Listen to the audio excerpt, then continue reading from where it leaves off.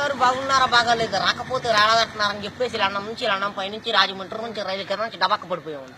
వచ్చేసాను అమలాపురం పెట్రోల్ ధరలో వచ్చేసాను. ఏమన్నా మా ఇంట్లో డబ్బుకేం దానికేం లోట్లేదండి. మరి మా ఇంట్లో కోట్లు ఉంటే కుక్కలు తినేస్తున్నాయి, లక్షలు నక్కలు తినేస్తున్నాయి, ఏరుంటే ఆకలు తినేస్తున్నాయి, పదులుంటే పనులు తినేస్తున్నాయి, ఆఖరి చిల్లర ఉంటే చీమలు తినేస్తున్నాయి. మరి మా ఇంట్లో భోజనాలు పెడతామంటే వంకాయ తింటే వంగిపోతున్నారని, బేకాయ తింటే బీసిపోతున్నారని, చిక్కుడే కూర తింటే చిక్కుపోతున్నారని, ములక్కాయ తింటే ముదిరిపోతున్నారని, గోంగూర తింటే గోక్కున్నారని, పొట్లకాయ తింటే పొట్టొస్తుందని చెప్పేసి లడాసారి లడాపప్పు ఎండ్రేసి కిసనాలు పోసి పెట్టేవాళ్ళు. మరి తిన్నాక బాగానే ఉన్నారని ముగ్గురేళ్ళు మంతానికి కలుసుకున్నారని. మరి పొద్దున్న అమెరికా వాళ్ళు వచ్చి నన్ను పాకిస్తాన్తో యుద్ధం చేయమని చెప్పి నాకు ₹6 అడ్వాన్స్ ఇచ్చారు. మరి వాళ్ళు ఇచ్చిన ₹6 అడ్వాన్స్ తీసుకుని జీడికినంత జీబ్ వేసుకొని తూటుకారంత తుపాకి తీసుకొని బయలుదేరేదండి. మరి జీడికినంత జీబులో డీజిల్ అయిపోయిందని చెప్పి జీబు వెళ్ళిపోయి చెరువులో పడిపోయిందని నేను వచ్చి ఇక్కడ పడిపోయానండి.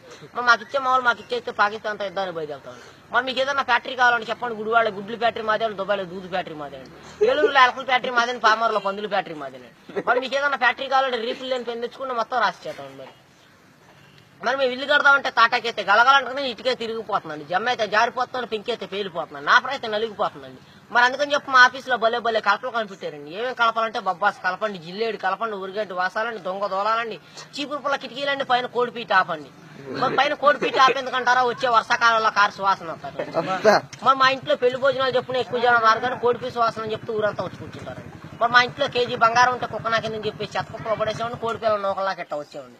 ఏమండి సార్ తప్పుకోండి సార్ మా గన్ను పేలిపోతున్నాను, ముందు 3 కిలోమీటర్లు వెనక్కి 7 కిలోమీటర్లు వెళ్ళి మరి ఆపు చేయమంటారు, మూసేయమంటారు. ఆపు చేస్తే 6,000 మూసేస్తే 3,000 పక్క తప్పితే 10,000. మరి మా గన్నుకు లైసెన్స్ లేదండి, కాలిస్తే కేసు లేదండి. మరి మా గన్నులో ఇప్పుడు బుల్లెట్లు పెడితే అర్ధరాత్రి 12 గంటలకు వెళ్ళిపోయింది.